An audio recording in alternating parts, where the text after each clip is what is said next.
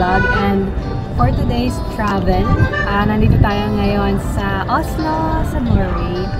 And yes, kasi ngayon ay May. And yeah, dito kami mag-celebrate ng aming first anniversary. And pupunta pa kami, magkakross kami ng isa pang country, Abangan, kung saan. Tapos pala guys, kaya kami pumunta dito sa Norway, dito specifically dito sa Oslo kasi ngayon tatanggap ako ng very special award. At nandito na nga tayo sa building kung saan tatanggapin yung award. Wait lang, pakita ko malapit. Tchanan! Nandito tayo sa Nobel Peace Center. Tara na, let's go! So ngayon naman, para sa lunch nandito tayo sa Oslo Street. And tingnan natin kung anong mga pwede makain. So, madaming choices dito. May Japanese, halo-halo. May Thai. Japanese. Pwede. Yeah, I saw.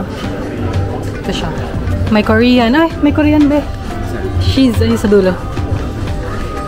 Sobrang daming choices dito. Parang nakakainin lahat.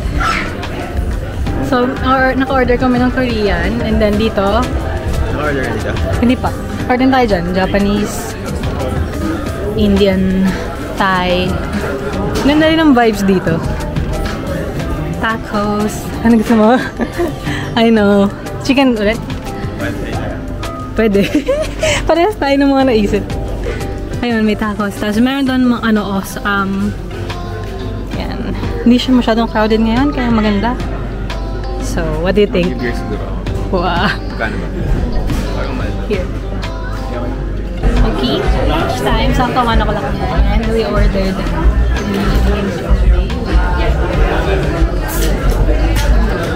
Korean chicken, we have pad thai, and we have okonomiyaki. So, very Asian kami. Hiroshima style yun. Yeah, okay. So, ito. Okay, let's go. Wow.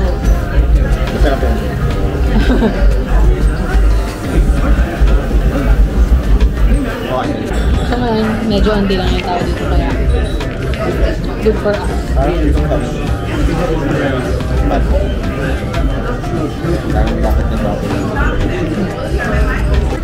Okay, so after namin kumain, nandito naman kami sa aming next destination, which is the Royal Palace. Royal Palace. Pupunta na kami sa aming opisina. Charot. Ito. Lakad kami dito. It's 16 degrees today. Sunny, good weather again. Init. Kaya naka sleeveless. Kamis mga ganito suot. Tanggalin jacket. Yay! Ayun na siya. Tapos ano dito, ang ganda ng mga puno. Oh, may mga violet na bulaklak. Ganda. Okay. So, nandito na kami sa actually, may changing of guard sana. Kaya lang 1:30 siya. Ito lang ako saan namin naabutan. But yeah, ganito siya. Yun yung may guard doon. Tara, lapit tayo sa guard.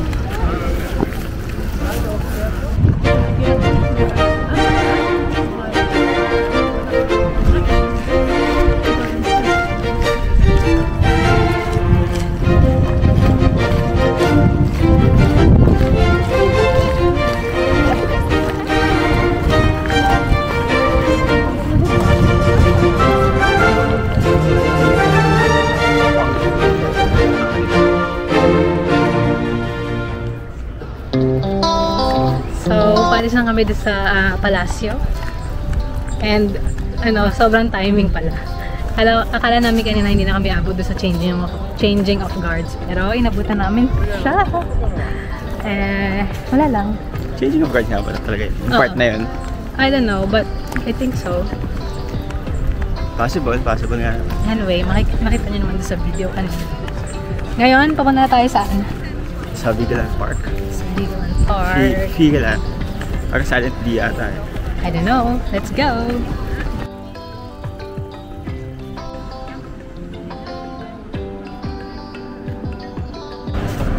And there, nandito na kami sa aming next destination, ang Vigeland Park. Ito yung entrance niya. And then, sobrang laki doon itong park na to. Meron lang kami mga ilan na pupuntahan yung mga famous doon na ano dito, artworks. Park Day. Ang ganda ng araw, ang saya. Ayun yung pupuntahan namin, yun yung monolith. Mata. Let's go. So, ito na. Meron itong parang bridge na ang dami na. Diba?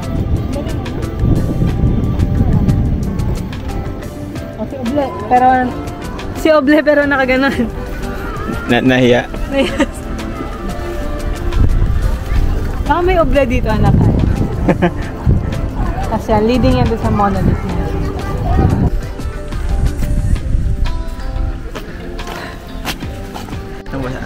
Ang ganda, ang galing. Diba? Yung mga tao may palangganang pinubuhat. Kaya nga, diba? Ang galing, ang dali. Oh, nice. Amazing. Oh, ito. Ebat Adan. Charot. Nakakaaliw naman dito. Kasi ito, open park to and then free lang yung entrance niya. Tapos, wala lang tayo nakakaaliw na artwork. Ganda. Punta kami doon sa taas. Pati yung view, ang ganda ko. Cute. Dito kami. I think ito yung monolith. Ata. Amazing. Yung mga tao, may patong-patong na tao. Para maging monument. Ayan. Okay. Picture ko.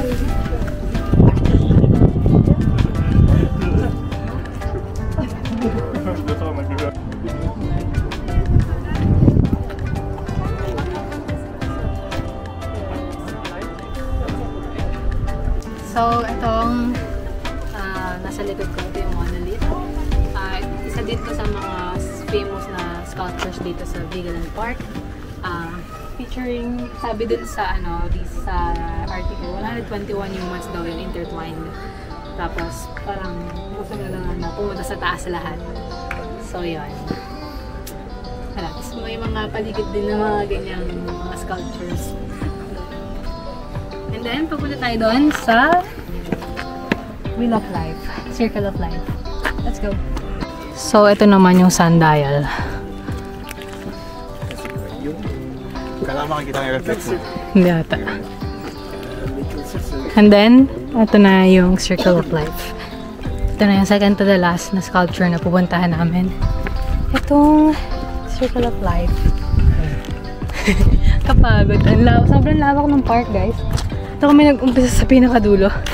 At na yung kabilang dulo. Yan, pakita ko sa inyo. Yan. Gawin natin yan, Bex. Ngayon ulit yung kabilang dulo. Monolith, tas nandun pa yung entrance kanina pinasukan namin. Okay. Let's go. Okay, so nandito kami sa souvenir shop dito sa Norway. So nice. Okay. Magnets and all sorts. May mga notebook din, ang cute. May mga socks. Mga damit syempre and mga pang kitchen. Cool. Okay. Let's see what we can buy. What you wanna buy?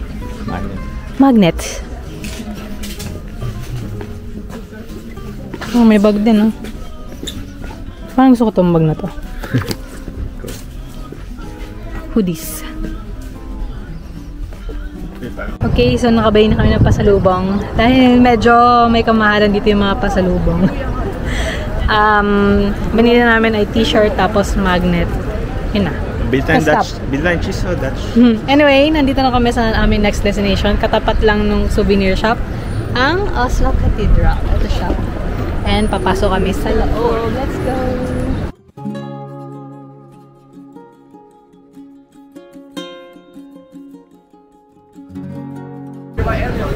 Ito yung labas niya. And, uy, ganda din, ah. Tara, pasok tayo. Ha? Free day pass. Uy, ang gara ng pinto. Nice.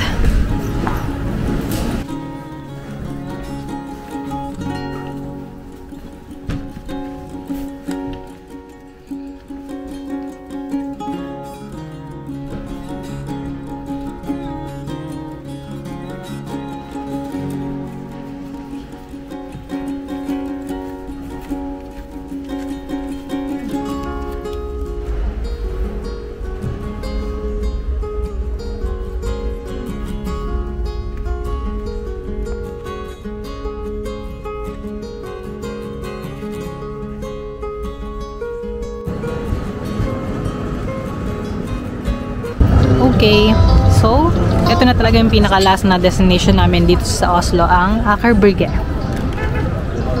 And ano siya, farm port, no? Daming ano eh. Mga yacht. Ay, yacht. Oo.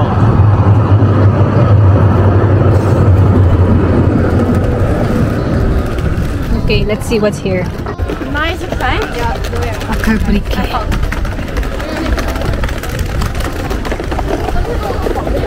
Ano yan, love? Why? Yan, magpo-cruise tayo. Saan tayo? Oh, ganda ng vibe dito sa Aker Brygge. Ano lang, parang hippie vibe. Tapos, maganda pa yung view. Mga barko. Nice! Yan. So, hanapin na namin yung Starbucks dito. Sa Aker Brygge. Ah, ang cute yung kayo ng barko. Yan. Turo mo? True. Okay, let's go. At ito na nga po kami sa Starbucks para bumili ng Oslo Mug. Magkakape ka? Okay. Sana meron. Ito be. Ito ata. Nice. Ayan. Yay! Here's our mug. Oslo na talaga. Yung Norway yung mali. Ayan. Hindi.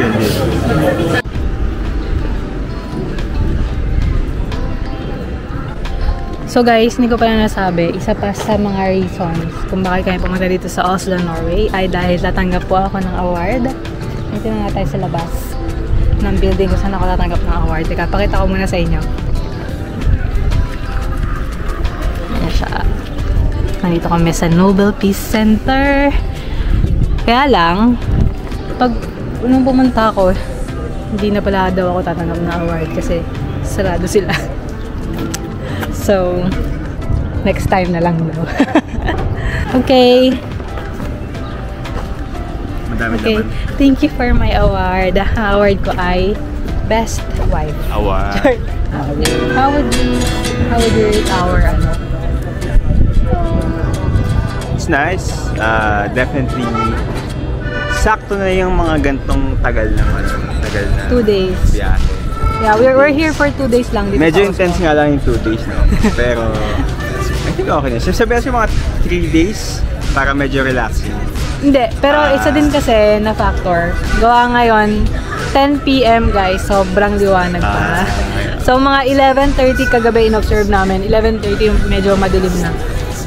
So, imagine having 1 full day to explore everything. Tapos, yan. Anong highlight ng trip natin dito sa Oslo? Definitely sauna. Definitely sauna. Sauna. Oh Sabi ko, talaga? Hindi. Sauna. For sure. Yeah. Siguro ako din. Iba yung experience kasi gawa yung sauna. Hindi lang yung mismong sauna like na yung sa yung sa mismong rooms eh. Hindi lang yun yung pinaka-experience. Yung pagbabad. Sa gitna babad para matatanggalin pa ako pagka. Maganda kasi yung view nung kung saan kami nag-sauna. Lake side siya and then may kita din ng mga yung parang nasa ka ng Oslo Fjord. True. Tapos yun, it's just nice. Anyway, thank you for watching our Oslo vlog and don't forget to like and subscribe.